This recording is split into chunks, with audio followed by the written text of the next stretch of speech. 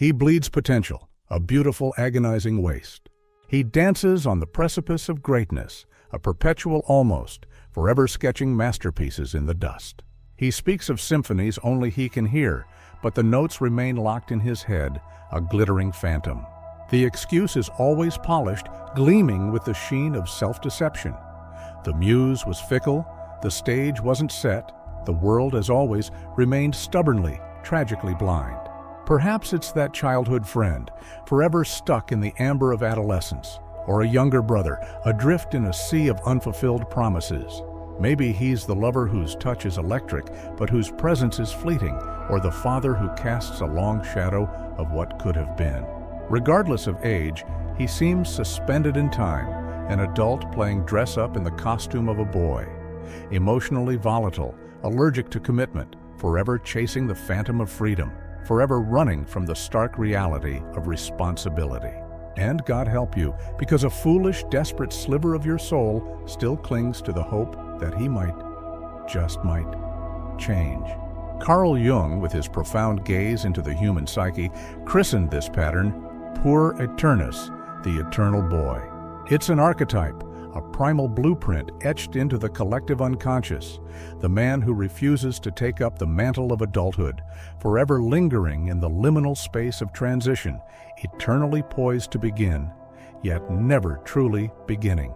He beguiles with the intoxicating nectar of youthful energy, bursts of dazzling creativity, and an almost reckless spontaneity. But lurking behind this alluring facade is a chilling shadow, a profound, crippling inability to grapple with the relentless demands of the real world. The Puer Aeternus demands that life bend to his whims, that others magically conjure solutions to the problems he refuses to confront. He constructs elaborate castles in the sky, populated with the perfect woman, the perfect job, the perfect shimmering life. And when the cold, hard brick of reality dares to intrude upon his fantasies, he bolts, he splinters, he surrenders, retreating into the familiar, comforting embrace of unfulfilled dreams, seeing himself as far too extraordinary to be shackled to the pedestrian mediocrity of routine, when, in stark, brutal truth, he is paralyzed by the gnawing fear of failure, the bitter sting of frustration, the terrifying prospect of growing up. If you've ever attempted to rescue someone ensnared by this archetype, you know the soul-crushing exhaustion, the weariness of offering advice that vanishes into thin air, of extending support that dissipates like smoke, of desperately trying to haul someone from quicksand when, in the deepest recesses of their heart, they have no desire to be saved. And the most insidious cruelty? He twists the knife, making you feel like the villain, the oppressor, the source of the problem, for daring to demand too much, for daring to crave his maturity, for refusing to languish in an eternal state of almost. But the agonizing truth, the one that claws at your throat demanding to be spoken, is this. This man, the one you know, is trapped, ensnared in a gilded cage of his own making, a fantasy of freedom that is, in reality, a desolate prison of fear and immaturity. And if he doesn't awaken from this fever dream, he will stumble, blind and lost, into old age without ever having truly, vibrantly, unapologetically lived. This isn't an attack, it is a mirror held up to the darkest corners of the soul. And if you've watched this far, it's because something within you recognizes this pattern, perhaps in someone tragically close, perhaps even in yourself. The journey of the Puer Aeternus need not end in stagnation, in bitter regret. But transformation can only ignite when the truth is faced head-on, with unflinching honesty. Let's speak the unspeakable. The Puer Aeternus is more than just a personality quirk, a charming eccentricity. It is a profound archetype, a primal psychic force that operates in the hidden depths of the unconscious, a force that courses through the veins of countless men, often masquerading as charisma, as disarming spontaneity, as a gloriously unfettered spirit. But behind that alluring light, there lies something far more unsettling, far more profound, an almost instinctive, bone-deep refusal to embrace the mantle of adulthood. Carl Jung observed this recurring motif in a tapestry woven from the lives of countless patients and the threads of ancient myths. The Puer Aeternus emerges as the one who clings desperately to the paradise of childhood, the psychic womb of the mother, where every need is met, every whim catered to, every problem miraculously resolved. He dwells in the shimmering shadow of a glorious tomorrow that never quite dawns. He fancies himself the eternal son of the gods, the chosen one, the special one, but in practice, he abdicates responsibility for the messy, complex, and ultimately, his life. You've witnessed this firsthand, haven't you? Men who flit from job to job like restless butterflies, forever searching for something more meaningful, who ignite projects with incandescent enthusiasm only to abandon them at the first sign of resistance, who fall in love with fiery intensity but vanish like smoke as soon as the relationship demands the courage of vulnerability, who spout lofty pronouncements about spirituality, self-knowledge, and freedom, while failing to pay a bill on time or honor a commitment for more than a handful of weeks. And it's not a question of intelligence or a dearth of talent. The Puer is often remarkably gifted, acutely sensitive, brimming with untapped potential.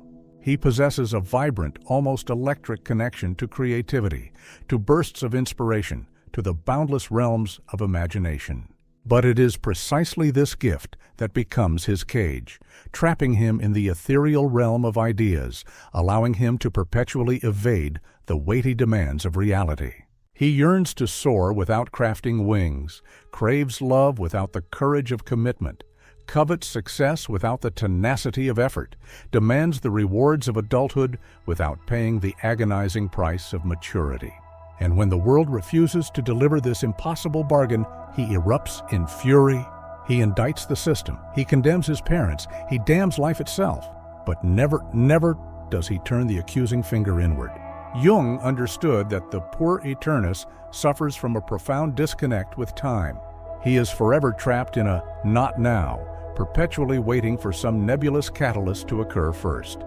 The perfect idea to strike, the perfect woman to appear, the perfect phase of life to magically materialize. He dwells in the when, never daring to inhabit the now. And because of this, he doesn't truly live. He merely survives, sustained by dreams that slowly, insidiously transform into crushing burdens. But there's another facet to this story, because the Puer, despite his immaturity, carries within him a force that cannot be ignored, a spark that cannot be extinguished. He embodies the wellspring of inner youth, the unbridled power of creative imagination, the extraordinary capacity to reinvent life itself. The problem isn't the presence of the boy within the man. It is when that boy seizes the reins and attempts to commandeer the entirety of existence. And this is precisely what we must now explore. The precise moment when the luminous glow of the Puer begins to darken, when the shadow seizes control and the descent into destruction begins. Let's now peel back the layers and expose the dark heart of the man-child and the insidious, silent ways in which it corrodes and ultimately destroys everything it touches. There is an undeniable magnetism that surrounds the man dominated by the archetype of the Puer Aeternus. He radiates an airy lightness, a captivating spontaneity. He speaks with the lyrical cadence of a poet, dreams with the visionary fervor of a prophet, and lives as if he exists outside the confines of linear time. He chafes at rules, rejects labels, refuses to be tethered to anything. And this, for many, is utterly captivating. He seems free, and who doesn't yearn for freedom in a world suffocated by relentless obligations, suffocating commitments, and soulless routines? But within this allure lies a cunning trap. This freedom is a mirage, a carefully constructed illusion, a glittering disguise meticulously crafted to conceal the one thing he fears most: reality. The Puer is not free. He is a fugitive, a perpetual escape artist. He flees from pain, from the searing sting of failure, from the agonizing ache of rejection, from the crushing weight of frustration, from the relentless, unforgiving passage of time itself. He desperately escapes the overwhelming responsibility of being accountable for his own damn life. And with every choice he sidesteps, every decision he postpones, every responsibility he offloads, he deepens the walls of his self-made prison, a prison deceptively cloaked in the illusion of autonomy. You've witnessed this agonizing dance up close. He proclaims that he doesn't want a conventional job because he was destined for something greater. But the crushing truth is that he is petrified by the thought of routine, hierarchy, commitment. He declares that he refuses to be tied down to any one person, that relationships are nothing more than gilded cages. But in reality, he is consumed by a crippling fear of surrendering, of being truly seen, of being held accountable for his actions. He rails against rules and regulations, but deep down, he simply doesn't possess the emotional scaffolding to deal with the inevitable limitations of life. This freedom he peddles to the world is, in fact, nothing more than the petulant refusal of a child to confront the stark, unforgiving realities of existence. He desperately clings to the delusion of being eternal, ethereal, untainted.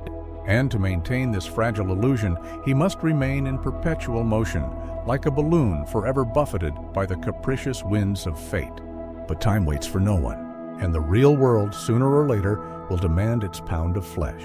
Jung observed that the Puer Aeternus exists in a state of perpetual suspension, as if forever floating between heaven and earth. He recoils at the thought of descending, refuses to take root, shuns any meaningful engagement with the tangible world. But without roots, nothing can flourish. Without sustained effort, nothing can truly blossom. And without embracing pain, there can be no authentic transformation. True freedom isn't the absence of limitations. It's the ability to consciously, courageously choose what truly deserves your unwavering commitment. But the Puer doesn't choose. He escapes. And in this relentless escape, he not only sabotages his own life, but he also gradually, devastatingly, destroys the very souls who dare to love him. And this is precisely what we must now confront: the chilling descent into the dark side of the Puer Aeternus, the agonizing moment when incandescent promise curdles into utter destruction. Let us now plunge into the shadows cast by this archetype and understand how it corrodes and ultimately consumes everything in its path. In the beginning, everything shimmers with enchantment. The Puer Aeternus radiates an intoxicating energy that draws others in, inspires fervent devotion, and wraps them in a cocoon of limitless possibility. He is passionate, wildly enthusiastic, gloriously unpredictable. But with the relentless passage of time, that initial brilliance begins to wane. What once felt like lightness transforms into an unsettling absence. What once appeared as profound sensitivity morphs into debilitating instability. And what was initially perceived as unbridled freedom reveals itself to be nothing more than a desperate, perpetual escape. It is at this pivotal juncture that the chilling shadow of the Puers begins to emerge from the darkness. The shadow of the man-child is insidious, sneaky, and maddeningly subtle. It manifests in a series of seemingly minor, almost imperceptible acts of daily self-sabotage. He forgets crucial commitments, misses critical deadlines, descends into financial disarray, abruptly changes course without warning, breaks promises with alarming regularity. But all of this is carefully cloaked in a veil of poetic justifications. I'm simply not ready. I refuse to force myself. I just need more time to breathe. The brutal truth, however, is far more stark and unforgiving. He is terrified. Terrified of growing up, of making irrevocable mistakes, of being mercilessly judged, of being branded as ordinary. So, unconsciously, he sabotages anything, everything that demands a modicum of maturity. This insidious self-sabotage ripples outward, poisoning everyone within his orbit. Romantic partners endure the agonizing torment of loving a man who possesses breathtaking potential but remains perpetually, maddeningly absent in practice. He professes his undying love but vanishes without a trace. He speaks of a shared future but never takes a single concrete step to build it. Family members watch in helpless frustration as he squanders his God-given talents, his razor-sharp intelligence, his boundless opportunities. Friends grow weary of propping up someone who is forever trapped in the agonizing cycle of almost, and lurking beneath it all is a suffocating sense of stuckness. He seems utterly incapable of forward momentum, trapped in an endless, agonizing emotional adolescence. And like every archetype, the shadow of the poor feeds on the darkness of the unconscious. He remains oblivious to the devastation he is wreaking upon himself, and even worse, firmly believes that everyone else is the source of the problem. He indicts the world for being stifling, rigid, controlling. He views those who have embraced maturity as traitors to the sacred cause of freedom. And so, he isolates himself more and more, believing he is being true to his authentic essence, when, in stark reality, he is nothing more than a terrified slave to his deepest, darkest fears. Jung understood that we do not attain enlightenment by conjuring up shimmering visions of light, but by courageously confronting the darkness within, by dragging it kicking and screaming into the cold light of consciousness. The shadow of the poor is not to be denied, not to be suppressed, but to be relentlessly faced, to be courageously integrated. The core problem isn't that he carries the child within him. The core problem is when that child transforms into a tyrannical despot, ruthlessly sabotaging his every chance to live a full, authentic, and vibrantly real life. And this insidious sabotage is often rooted in something far deeper, something far more insidious, because the poor is rarely truly alone. Lurking behind him, like a silent puppeteer pulling the strings, is almost always a hidden presence. A shadowy figure who unconsciously feeds his behavior and relentlessly perpetuates his self-made imprisonment. The archetypal figure of the symbolic mother. In the next segment, we will tear back the veil and expose the crucial role of this hidden dynamic.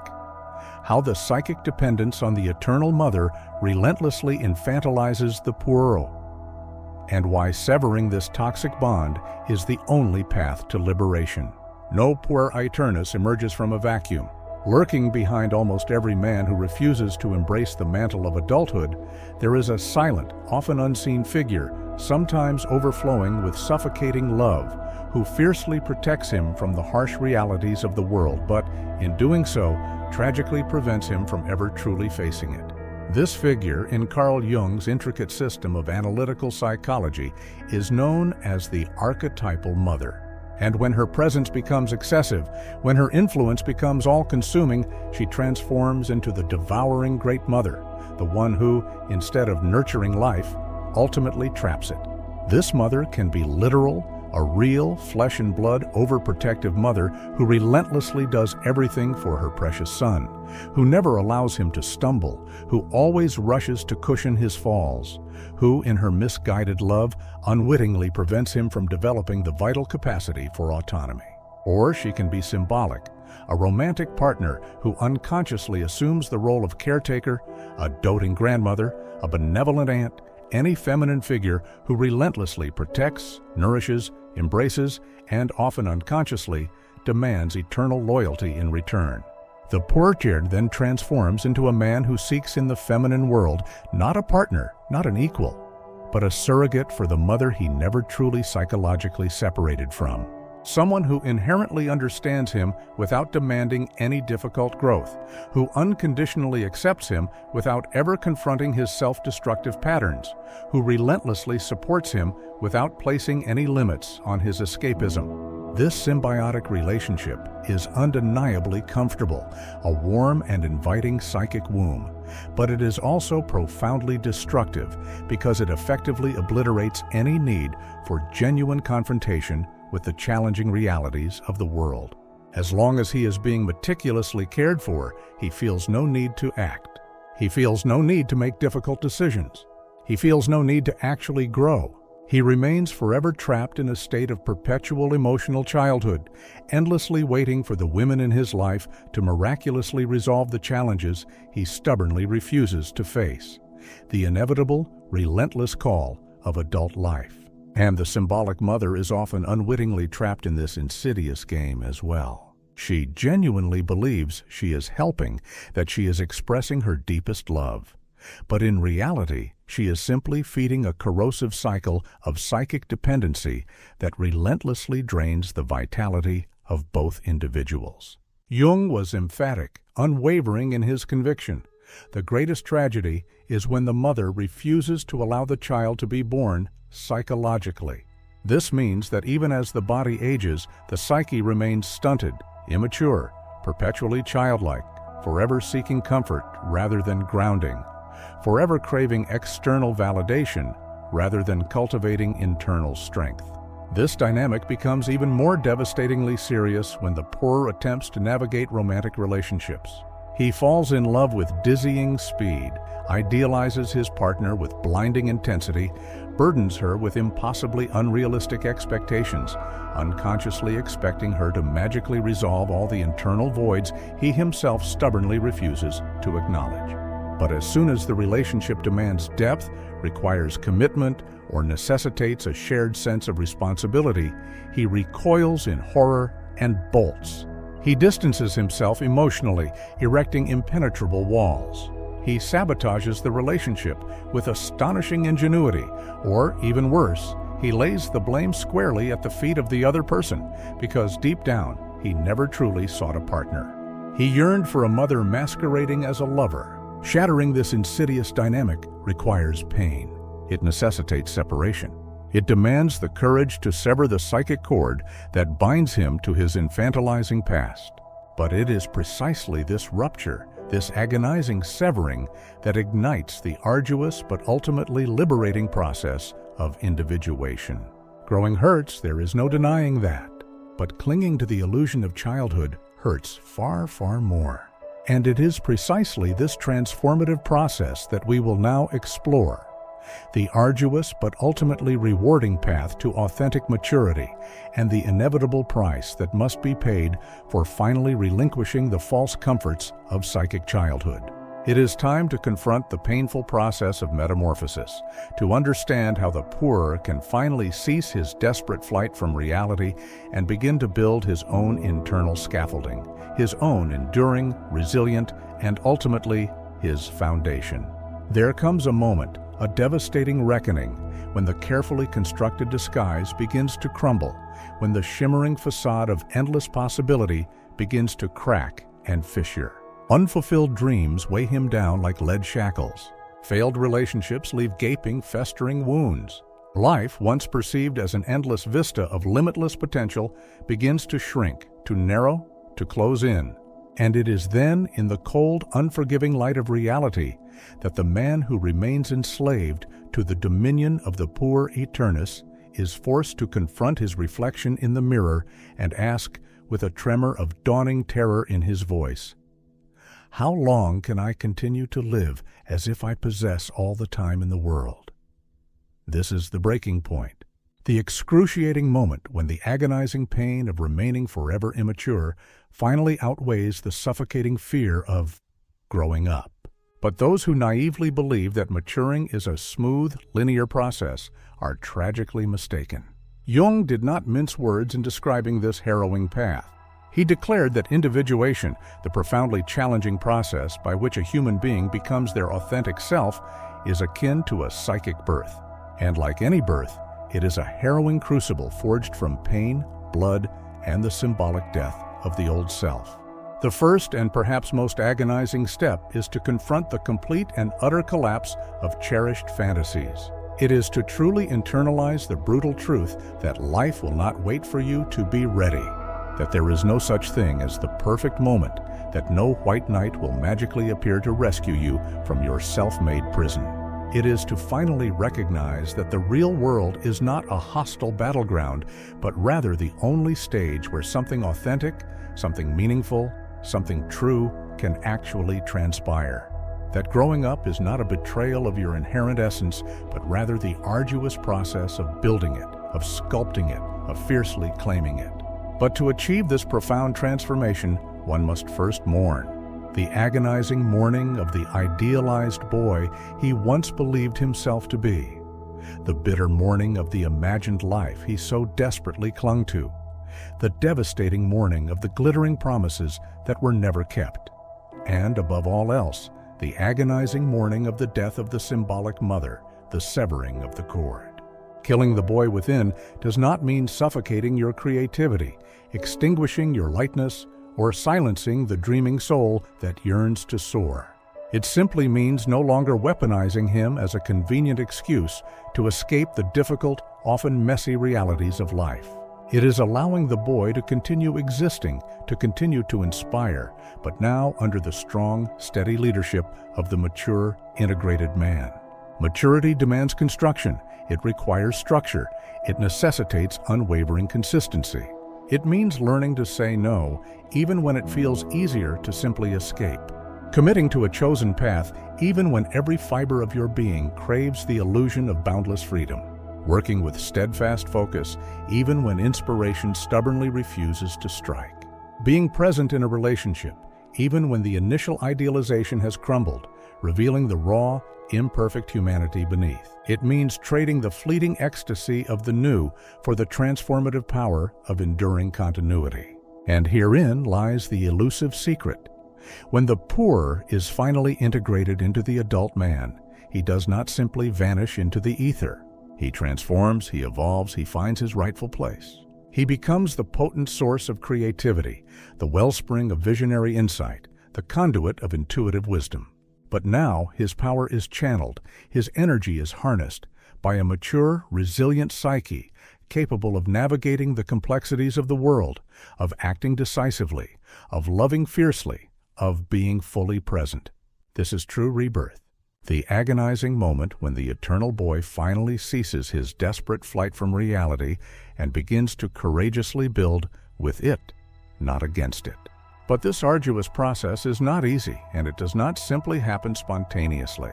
Many men reaching this pivotal point in their journey feel utterly lost, emotionally exhausted, not knowing where to begin, where to even place their feet on this new, uncertain path. They know with painful certainty that they desperately need to change. They understand that the time of psychic childhood is definitively over, but they haven't the faintest idea how to seize the reins of their own life, how to navigate this uncharted territory, how to become the masters of their own destiny. And that is precisely why this journey continues. Because in the next segment, we will speak directly to those who find themselves at this precarious point of transition. Those who desperately yearn to change, to grow, to evolve, but still haven't the slightest clue how to begin. The moment of truth has arrived, and the decision to embrace the painful but ultimately liberating journey of growth is finally, irrevocably in your hands. If you've journeyed this far, it is because something deep within you recognizes the urgent truth of what has been spoken. Perhaps you've witnessed this agonizing pattern in someone painfully close to you, someone you desperately care for. Perhaps you've seen yourself reflected in every word, every painful revelation, and there is absolutely no shame in that. None whatsoever, because all of us, to some degree, harbor the temptation to remain children in a world that relentlessly demands maturity. We have all, at some point, run from responsibility, chased elusive shortcuts, and naively hoped that life would offer us comfort and ease before we were truly prepared to face its inevitable challenges. But the truth, stripped bare, is brutally simple. Life doesn't wait. It demands. It requires, it tests, it challenges, and sooner or later, you will be confronted with the stark, unavoidable choice to remain trapped in the alluring but ultimately soul-crushing world of empty promises, or to finally, courageously cross the treacherous bridge into the vibrant, messy, and ultimately deeply fulfilling world of authentic, lived experience.